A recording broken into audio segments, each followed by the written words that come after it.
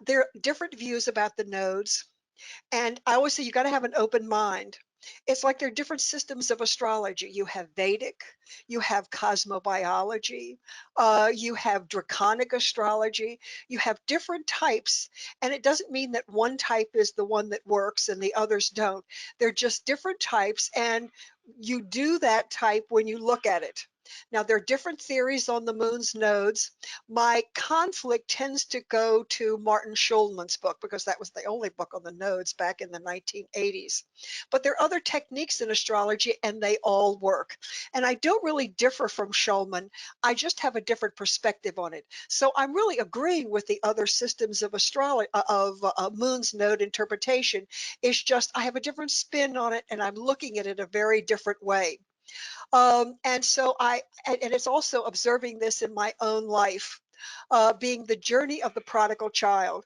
And so my view tends to be more different. And I feel instead of, you know, you start out at the South Node and you've developed these in a past life and you've got to try to get away from all these things, go to the North Node. That's not exactly right. I feel very early on we make the journey to the South Node to learn the lessons of the South Node because I don't think we learned them in a past life. Then there comes a point in one's life when you have to go back home. A lot of people are kind of stuck in that South Node, so they can really relate to the theory that you start out at the South Node, you've overlearned these things, and it's time to go home and work your way back to the North Node. I just feel very early on. Some people take myself, I know some other people that took a long time to make that journey from the North Node to the South Node. But I hope my perspective and my explanations will make this more feasible.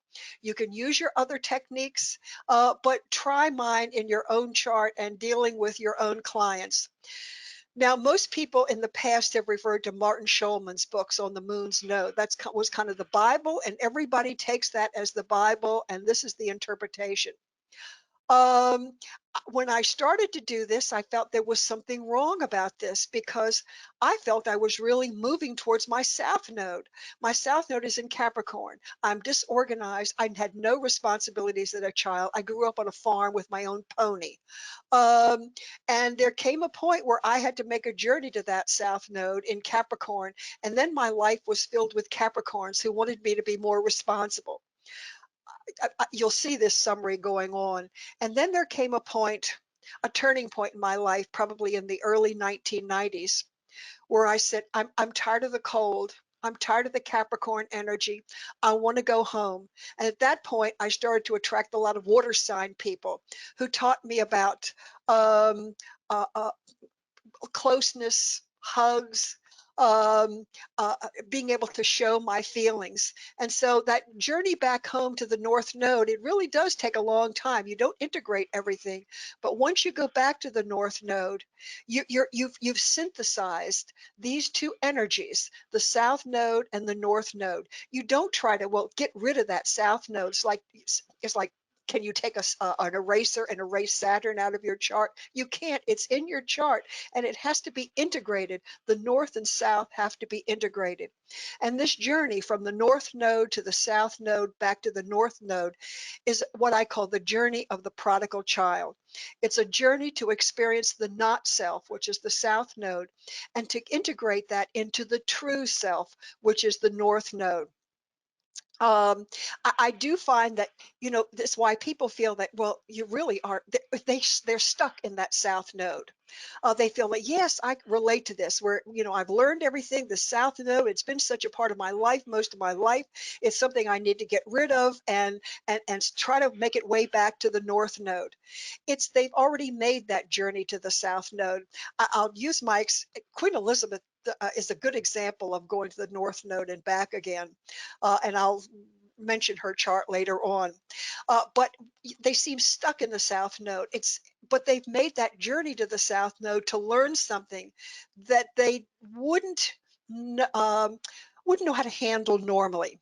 And there comes a time when all of us need to make that journey back home, the journey to the North Node. So, in that sense, I really agree with the other systems. We really are working towards that North Node, unless, of course, you're stuck in the North Node and haven't made the journey to the South Node. I'll give examples, so this will be a lot more clear as we go along. So I just feel that the qualities of the South Node need to be developed in this lifetime before you can return to the North Node. The North Node is as you're starting out, it's undeveloped. It's not the highest quality of that North Node. So you have to bridge the North and South together. So when you go back to the North Node, it's from a position of responsibility, maturity, and wisdom. Okay, let me see. And so I've been observing these nodes for past 40 years. And I'm going to share my empirical observations. It doesn't mean that other systems don't work. This is my system and how I use it. And it's something else that you can use. When I looked at the Schulman book, I just felt the interpretation of the North Node in Capricorn, North Node in Capricorn, was better suited to interpretation than his interpretation of the South Node in Capricorn. I just felt it was kind of mixed up. And when I started to have my students do this, they could really relate to his interpretation of the North Node in that sign didn't work as well as his interpretation of the South Node. And I have a fellow astronomer, I'm not going to mention her name. She's well known in the astrological field. We both realize that just because some old astrologer says something, it doesn't mean that it's correct. It's like William Lilly has a technique for determining the temperaments. Um, and it doesn't work. And I know Lee Lehman has gotten away from Lilly interpretation. And there's another astrologer, I can't think of her name, who works on the temperaments, who realized Lily's technique didn't work. And so she has her own, and her own does work. Because the technique shows that I'm a choleric. I'm not. I'm not a fiery person. I've got a lot of air in my chart, so I'm very sanguine. So just because Lily said this, hundreds of years ago, doesn't mean that it always work. I've got here, I'm not going to go into this. I used to travel to Prague all the time until my best friend in Prague passed away, and I just have not been able to return. And they found some, after things changed and communism was gone, they were able to go into old files.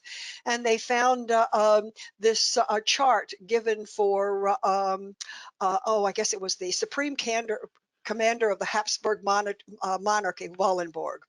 Um, Wallenstein, okay. And they found when they did his chart and the interpretations, they found they were all wrong. So sometimes you really have to be careful. You have to test things out. You have to make sure it works. You just don't take it on face value. And that's what I generally like to do. So if we stay in this North Node, never leave after we're born, we don't grow. We really have to make a polarity of the North and South nodes. And the earlier we begin this journey to the South Node, the earlier we can return home. I have a couple of clients who didn't make that journey. The charts that I have are basically people who have the North Node in Cancer, the South Node in Capricorn. I just happen to have more of those than some of the others. And she stayed in her North Node in Cancer for a good portion of her life. And she always sought out relationships where people took care of her, that she didn't have to do anything. She didn't have to grow up. She didn't have to develop any Capricorn Saturn qualities. And she even used health issues and feigned weakness in order to avoid self sufficiency. Then there came a point in her life where there was nobody left to take care of her, and she had to make that journey to Capricorn. And she made a successful journey to Capricorn. She went back to school, got an education, got a degree, was able to take care of and support herself. I haven't heard from her since, as she's gone back to Cancer, but she made a very late journey to Capricorn. Now, I have the North Node in Cancer, and I will tell you, if I had stayed in Cancer, my mother and grandmother would have loved that. I still would be sucking my thumb and never growing up emotionally.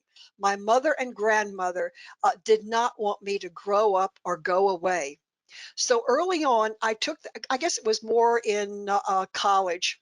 I started to take that journey to Capricorn, my South Node. I met all these Capricorns who demanded that I grow up and take responsibility for myself and my actions. The Capricorns were not emotional, did not put up with a lot of boo-hooing, but they were extremely loyal. That's one thing I learned about Capricorns. They are extremely loyal. And at first I hated them. Oh, these Capricorns, they drive me crazy. But then, as I was completing my journey to the South Node, I really came to love Capricorns and kind of respect that sense of loyalty and appreciating a job well done.